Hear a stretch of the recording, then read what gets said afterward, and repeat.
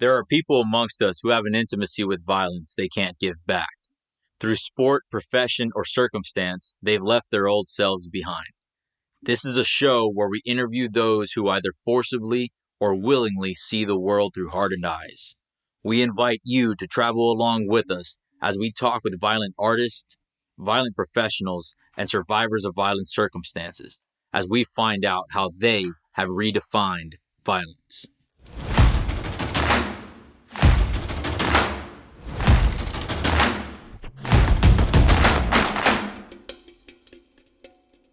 All right, welcome to Redefine Violence. Today's episode, we are here at DarkHorse Archery with Justin Rocco and CJ Simmons. You guys, thanks for doing this. Appreciate it.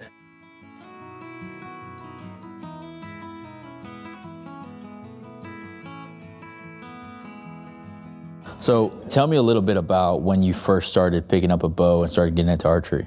My first bow, my parents got me when I was probably I just moved back from Zapata, so probably like the 6th grade, something like that. And it was short-lived, I played with it, and my mom worked at the school, and she got a phone call during the summer that I was letting my friend shoot it in the air, and I was trying to catch the arrow. So I got that taken away from me. But I'd say probably like 7th grade, something like 6th grade, somewhere around there. Yeah? What about you, CJ? About the same. I had a buddy that we both got one for Christmas and kind of did the same stuff, chasing rabbits and shooting them up in the air and things like that. But I didn't get serious into it until Justin kind of introduced me into it a couple of years ago. We were working out together, and one day he was just like, "Hey man, let's shoot some bows," and started doing it and it turned into this.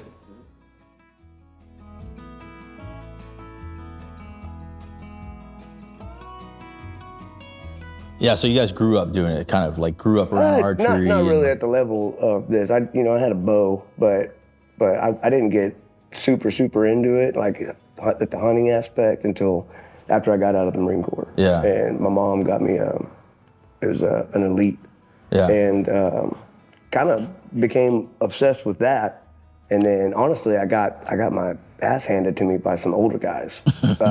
Just in a friendly competition one time. Yeah. And that kind of drove me to that's when I kind of realized there was another like phase to this. Like I didn't know shooting distance was a thing. I didn't know like shooting 110 yards was even like a possibility. Yeah. So really dove deep into that. And that's when I really got into all the aspects of archery, instead of just pulling my bow out, 2 weeks before hunting season. And I'm good. Trying to re-zero and I'll figure it out. Yeah. So that's when you started to realize it was more than just like a hobby. I actually want to go somewhere with this. Absolutely. There's levels. Yeah. What about you, CJ? When did you realize it was more than just like, okay, I'm going to go shoot with Justin? Justin's the one that got me into it. I mean, growing up, I did a little bit of hunting and stuff, but I never got terribly deep into it. But, Justin handed probably that same bow. Yeah. Passed it on to me for a little bit and got me shooting and now we're both addicted to recurves. Yeah. Struggling with the recurves. It's a fight every day. Yeah, okay. Well, for the last 3 years, a local veteran has been making a huge difference in hundreds of other veterans' lives through his archery foundation. This weekend, I caught up with Rocco to talk about his DarkHorse Archery Veteran Foundation and how he started it in memory of his best friend, Colton Rusk. Marine Corps veteran and owner Justin Rocco started his business to remember another fellow Marine. After Rocco lost his legs to an IED in Afghanistan in 2008, his best friend and Orange Grove native Colton Rusk was with him every step of the way. He knew about death because I told him about death and what I experienced, but he still joined anyway, and he didn't have to. In 2010, Colton was killed while serving in Afghanistan. Now, through Rocco's DarkHorse Archery Veteran Foundation, he's able to keep Colton's memory alive by naming the foundation after the call sign of Colton's battalion. He was very proud of DarkHorse, so we wanted to kind of keep that name and what that meant to him. So talk to me about DarkHorse Archery. I mean, I know the history behind it, but I want to hear it from you guys and how it started and what you guys are doing now. Well, there's two sides of it. On the bow aspect, parents had started, like, been seeing me shoot and stuff like that, and just practicing on my own. And it kind of started asking, you know, like what I got a lot was, hey, I don't know crap about archery. My kid is super into archery. Would you help him out? Yeah. Well, I had been kind of doing that, and then actually Wyatt, the third member that's not here in our lead bow tech, was still, I think, a sophomore in high school, and he had been hunting since he was a little kid, bow hunting, you know. Yeah. But his dad, you know, had talked to me about how he goes out, he hunts, he does good, but he's not grouping really well, you know. Wasn't shooting great, you know, but at the same time, killed a lot of deer and turkeys and everything else like that with the bow. Brought him over to me, and then within like probably 3 weeks, he was grouping like that at 105. Yeah. You know, from a group like that at 20 to a group like that at 105, you know. And his aunt had this building, and somebody was living in it. It used to be a gym. Somebody was living in it. But it was a good windbreak. So I would ask her to come out here on good southeast wind, and we'd shoot on the other side just to get a 30-yard, 40-yard windbreak, you know, because it's windy down here. And when the people that were living in it left, she started, you can't see it right now, but there was walls up. But she let us shoot in here to get out of the rain and stuff. And we could get 32 yards from the back from the front to the back, shooting through a doorway right there. And so same thing, we're out here shooting all the time, and parents are just stopping by and, hey, you might bring my son by, bring my daughter by. So we started doing Tuesdays and Thursdays from like 5 to 6 or 5 to 6:30, something like that, with me, CJ, Wyatt, my cousins, Katie, Keith. You know, we were all out here shooting, and then kids would show up, and we would, you know, we had a firing line, and we were teaching them range safety and just getting them all into it. And before you know it, we had probably 25 kids coming on Tuesdays and Thursdays. And that really is what boosted the bow shop. The bow foundation comes from, of course, trying to figure out something for years to do in honor of Colton, to help keep his name alive. That's where we get, obviously, you know, you are DarkHorse. Yeah. But that's where we get the name DarkHorse. Is me and Cody, and I think you were in on this conversation, but we were just trying to come up with names, and it was almost a Colton Rusk Foundation. We had all kinds of different avenues that we were thinking, and we just kept coming back to calling it DarkHorse Archery. Yeah. That kind of spurred the getting into giving bows, or getting veterans into archery, which has been like another huge passion of mine, ours, you know. Yeah. But that's kind of how it all happened at once, you know. I had been giving bows to vets, or getting, sorry, I shouldn't say that. I was getting veterans into archery, you know, probably 2 years before we actually became a foundation, like a few months ago, you know. But I was doing it on my own. I had gotten my buddy Ivan, Jeff, Crow, all guys that I served with in archery, and I was seeing the benefit they were getting from it, you know, the practice aspect, the hunting aspect, the closing your mind off to everything else or you're gonna miss aspect of archery. You know, you can come out and shoot, but if your mind's not there, it's gonna show up on paper, you know. I hear a lot like, oh, it's impossible to shoot and have anything else going on your mind. Well, that's not true. You can have all kinds of stuff going on your mind, you just won't shoot for crap. You're not gonna hit anything. So it forces you to shut everything else out, you know. But I got invited to Black Rifle's adaptive shoot, and when I got there was like 150 wounded veterans all coming together. They were, you know, people were missing arms,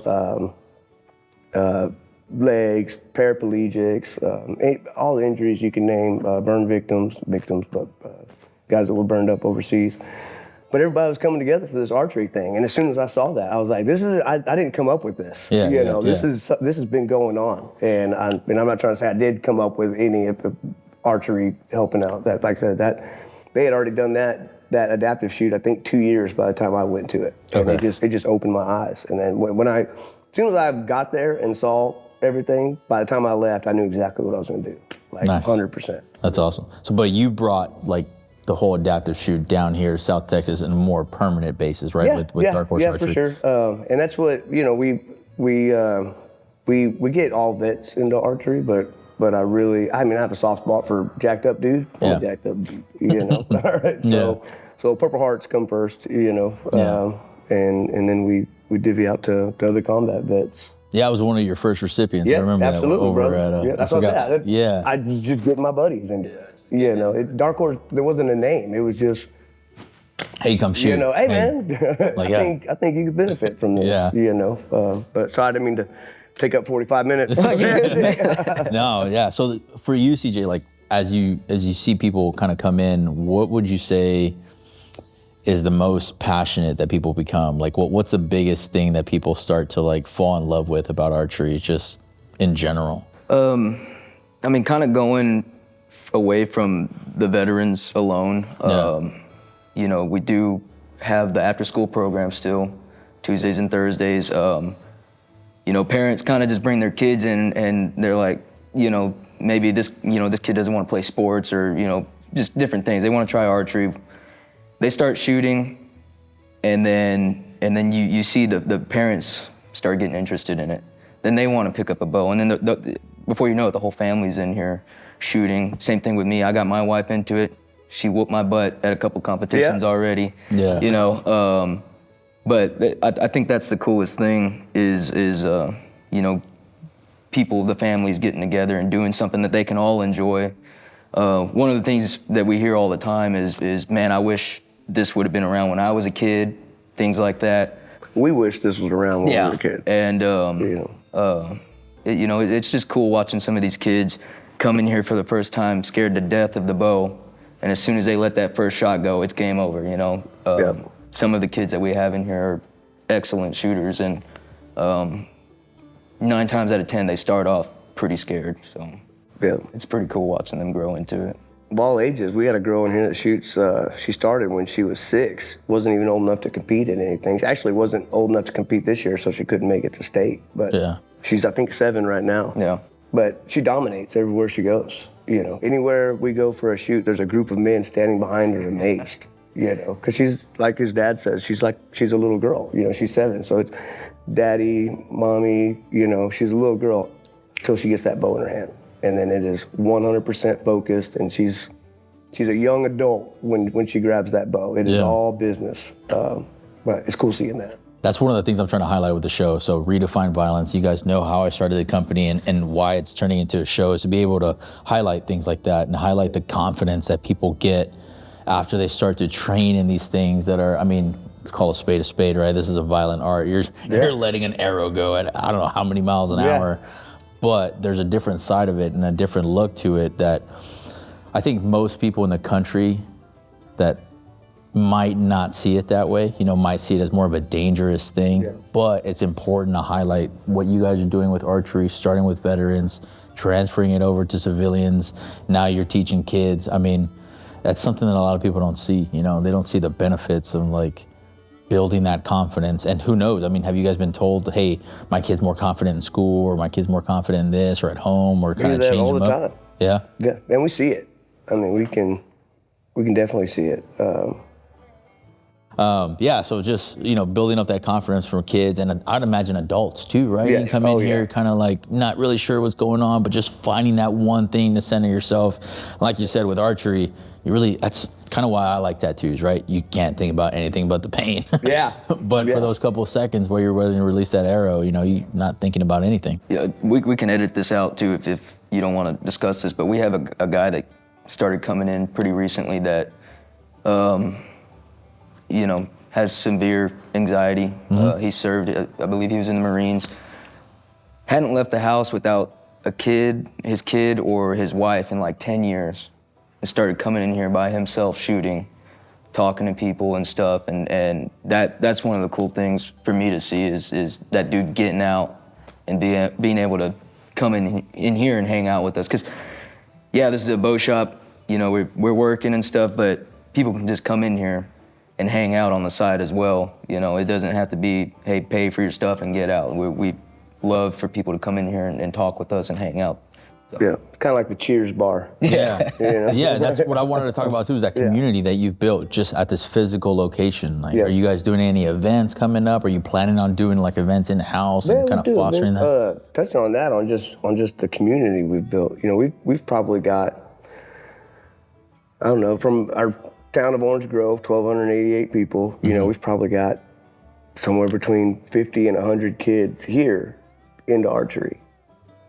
Total, you know, since we started, you know, but if you count San Diego and Freer, Texas, we're in the hundreds, you know, just on getting kids involved. And maybe they don't pick it up immediately, but if they ever want to pick that up in life, and what we try to tell people is it's something you could do for the rest of your life. My grandpa's 82 and loves to shoot his bow. I mean, that's one of the things that I really think is keeping him as active as he is he's still pulling a bow back. I mean, he was in here this past week shooting 50 arrows a day, no problem, you know, at 82. So you pick it up at 5, and it's something, it's not like, you know, say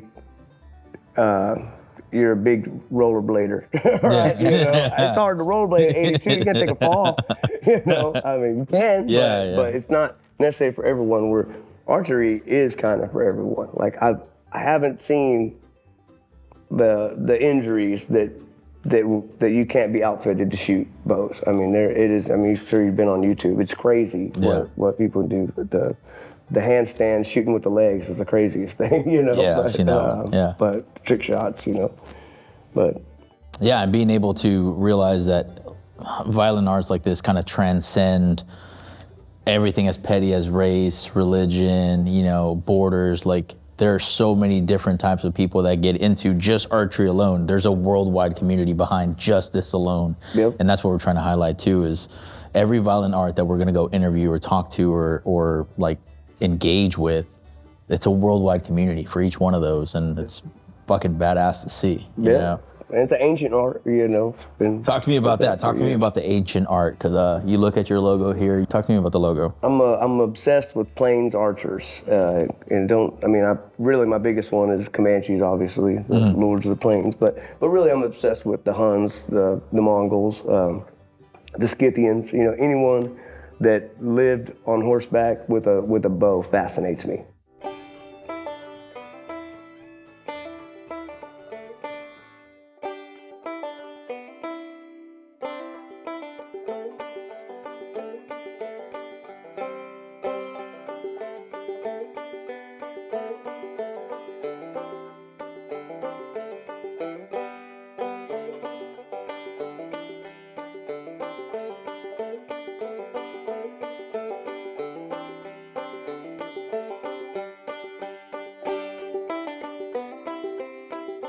You know, so that was kind of what went into the logo, and I could bore you to death with the history of the recurve. Obsessed compound. is an understatement. Yeah, but it's I'm just fascinated by that. I'm fascinated by everyone that lived that life, even if they were civilized before that life. You know, because there's not a plains tribe, whether this continent or in Asia or Europe, that wasn't wild. That wasn't that didn't have wild standards, you know, of living. But still, you see it all the time with Quanah Parker's mom, Cynthia.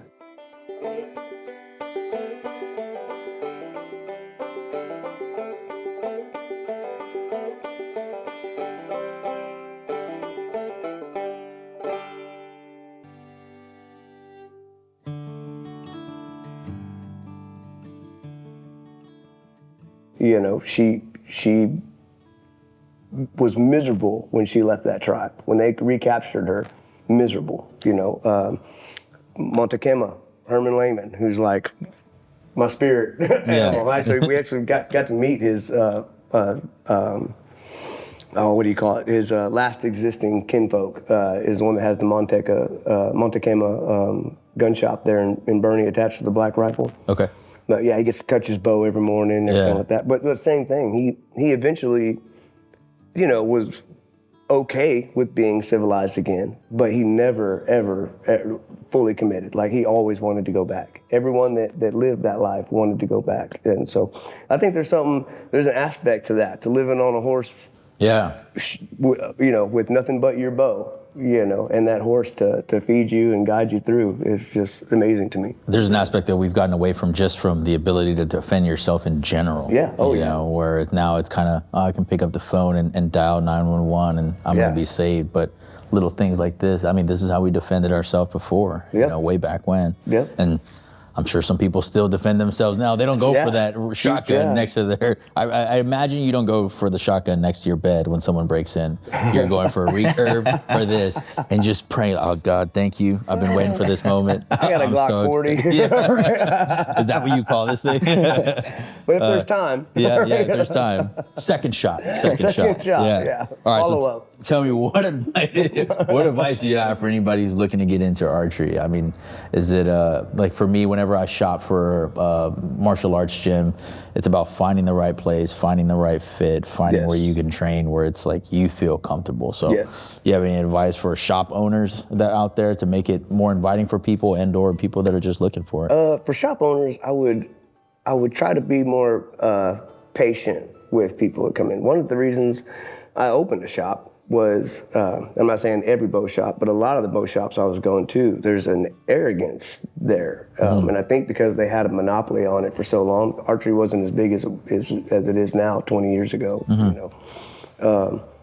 But you walk in, and I've seen this in other bow shops, people walk in off the street, never been in archery, don't know the nomenclature, and the bow shop look at them like they're speaking Spanish, like it's so that would be mine, is try to make it more, what's the word I'm looking for? Welcoming, yes. Yeah, try to make it more of the cheers bar, and for the long-term customer, try to make it more of a home. I think that's where some bow shops are missing out right there, Yeah, and I'd say for the customers, find you a place that you feel comfortable. Like with us, you can walk in here, never touch a bow, and we're gonna bring out several bows for you to try out, and we're gonna let you pick. We're not just gonna throw a bow in your hands and be like, this is what you want. This is the best bow on the market. This is the most expensive one. We're gonna tell you, hey, what are you trying to do? You trying to hunt? You just trying to shoot competition? This is what you want. These are what you want to try out. Now you try it out. We're gonna teach you a little bit how to shoot if you've never shot before. Make sure everything feels good. Make sure you're set up, and then we're gonna let you decide. If this is what you want to go with. And I would say, you go to academy, you go to like a Bass Pro Shop and stuff. They're not gonna spend a whole lot of time with you, like an actual bow shop will. They're gonna rig a bow out for you, throw it, and say good luck. Here at a bow shop, that especially if it has a range, you're gonna be able to shoot it. You're gonna be able to test it out. We're gonna fit you with the right arrows and stuff like that. So it's a lot better to go to an actual bow shop than versus going somewhere where you're just gonna pick up a bow and buy it and take it home and try and figure it out on yourself. Yeah, so there's a complexity to this, like CJ's saying, like there's so much nuance. People look at a bow and kind of don't realize like how much complexity would you say goes into just outfitting one bow for one person, and not to intimidate anybody, but just to get people to understand just how serious it is. It's all, on the size of the person. There's draw links, there's draw weights. Some of these bows are adjustable. You can pull back 20 pounds, you can pull back 70, 80 pounds. But that, I would say that's one of the biggest things that happens is people bring bows in here like, hey, I bought this from Academy or, Amazon, wherever it may be. I want to shoot it, and then they go to the line and the draw link's way too short for them or way too long, or they can't even pull it back because it's just not set up right.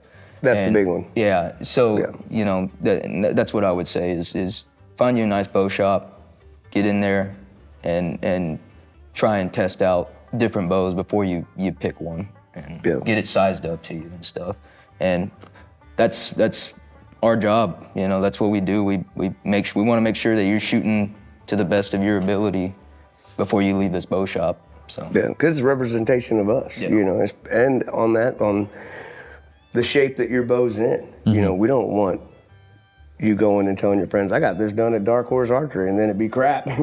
So just making sure that it's a good product when it leaves your shop.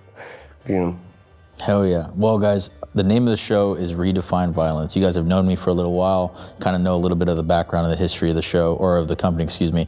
So whenever you hear it, when you first heard it, what was your first impression, and how would you say it applies to what you're doing now with archery? Well, when I think about it, I think of you, brother, and what you're doing. Redefining violence, going around and doing what no one else is doing, interviewing different aspects of the art of war, which everything you're doing is the art of war. Brazilian Jiu-Jitsu, come from samurais, and over to Brazil.